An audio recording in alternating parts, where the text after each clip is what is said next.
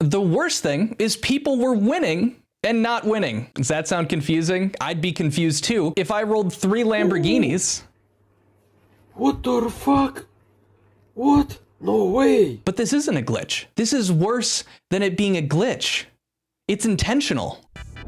What you're looking at right now is a final warning cease and desist to DogPack 404. These warnings are, of course, in regard to his video. I worked for Mr. Beast, he's a fraud. That's now at 7.6 million views after only a week. Today, we're gonna be going over 2 things. Number 1, we're gonna be going over the cease and desist letters and DogPack's response to them. But additionally, I've got a special treat for you guys. Mr. Beast did a giveaway in Australia only a month and a half ago, and people are claiming they got scammed from it. If there was ever a time to call this company out, it's right now. To kick things off, the first cease and desist warning that DogPack received, he turned it into a video. And I gotta say, kind of a banger. So Mr. Beast's legal team did send me a cease and desist, and here's my official response to that.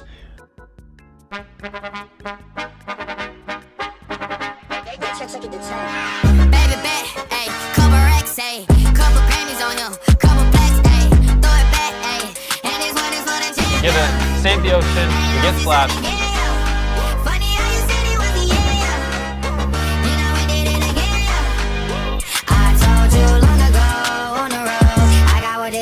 Not only is he saying absolutely no to it, he did a little funny thing, and he also pointed out something which I found really interesting. Now, he was talking about this in regard to the hashtag Team Seas. I think everyone remembers that when they were trying to do some ocean cleanup, and there was a big push for that. He's mainly talking about the fact that Team Seas and what they did was largely insignificant to actual plastic pollution in the ocean. In this photo here, he's referencing the fact that 90 million pounds of plastic enters the ocean every day. And in totality, over the 3 years almost of doing this hashtag Team C work, they removed 34 million pounds. So 8 hours worth of plastic pollution was cleaned up in 3 years. I think this is actually a really damn good point to make. When Save the Turtles came out and things like that, it's not us. It is not the basic human population. It's the industrial sector. The majority of the pollution, as he actually pointed out in his video, if 56 companies are able to do 50%, how many companies are out there that are doing plastic productions? And compare that to the human potential for causing plastic pollution in comparison, yes, everyone could do better with recycling, etc. But the point is, our efforts to change things, to recycle, to make sure that plastic doesn't get into the ocean is negligible compared to policies that we can enact to make sure that these people aren't the ones that are polluting everything. People on their own would have to actively be making an effort to pollute the ocean to even try to even get into a percent of what companies are doing on a daily basis. And I honestly think that that Team C thing was literally just for PR. Matter of fact, Mr. Beast acknowledges this himself. It's not necessarily about the 30 million pounds, it's about the inspiration, it's about the positive net influence of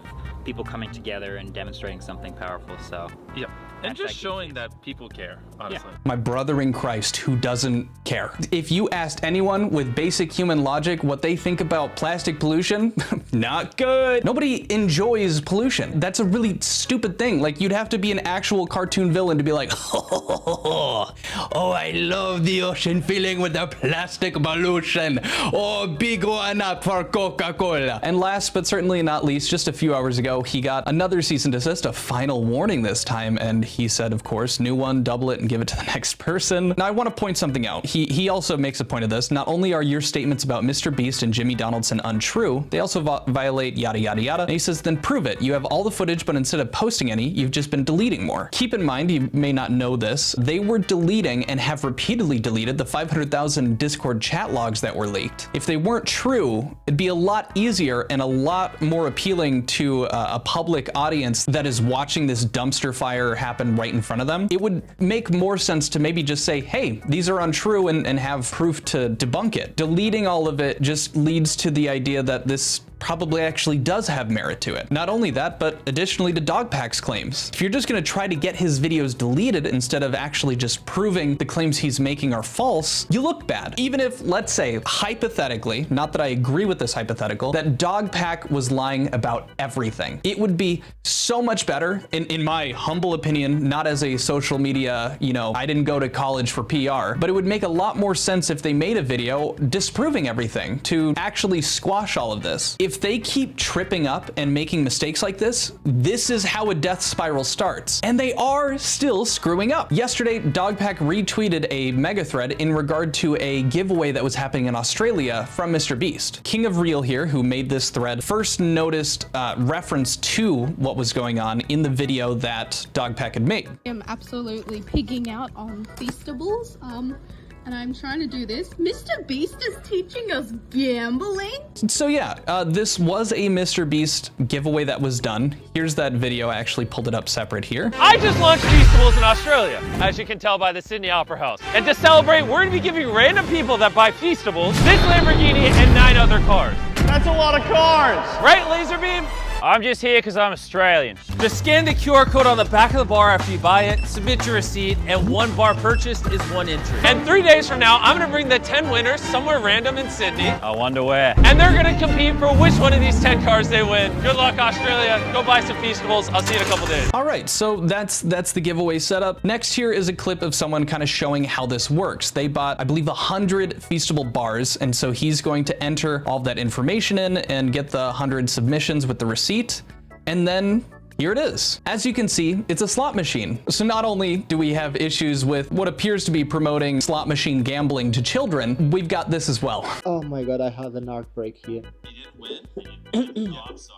You can still buy more Feastables bars and try to win. More Mr. Beast. In case you couldn't hear it, that was a little video of Mr. Beast saying, oh, you didn't win, but hey, you could just go buy more Feastable bars for more chances. It's just little things like that at the end of, you know, not getting that win after it looks like you gambled and got really close. It's just that little message at the end that just makes sure that little kid starts going, oh, I can't quit before my big win. Now here's a part of the thread that seems really significant, but I want to point something out. They make mention that for this sweepstakes, entrants under 18 years old must have parental or guardian approval to be joining it. And they made a point that there was no age verification or ID check, so they wouldn't be able to check kids, you know, doing this without parental consent.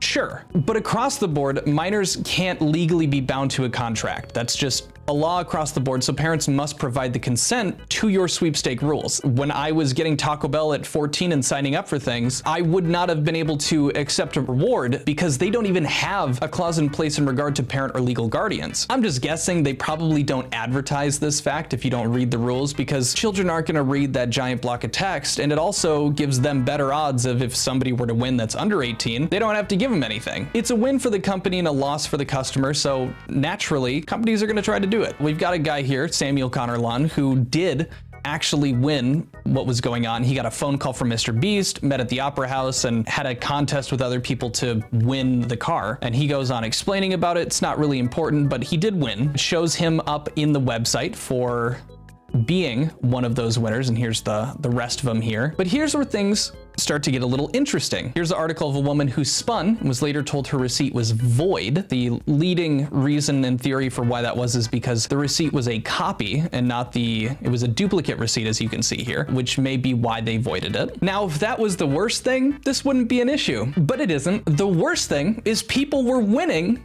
and not winning. Does that sound confusing? I'd be confused too if I rolled 3 Lamborghinis. What the fuck? What? No way. This isn't the only case. Matter of fact, multiple people, as you can see here, here's also them spinning, getting the Lamborghinis and getting the sorry, not this time again. Not only them, third person. There we go, that's their screenshot. The 4th example, as we've established, multiple people that are claiming that they got the 3 Lamborghinis but did not win. It said that they lost. Now, at first it may just seem that, God, maybe there's a glitch with the system, which is already a bad thing. You probably should have tested and made sure that that worked, but this isn't a glitch. This is worse than it being a glitch. It's intentional. By the terms and conditions of the sweepstakes, getting 3 Lamborghinis in a row doesn't mean you win.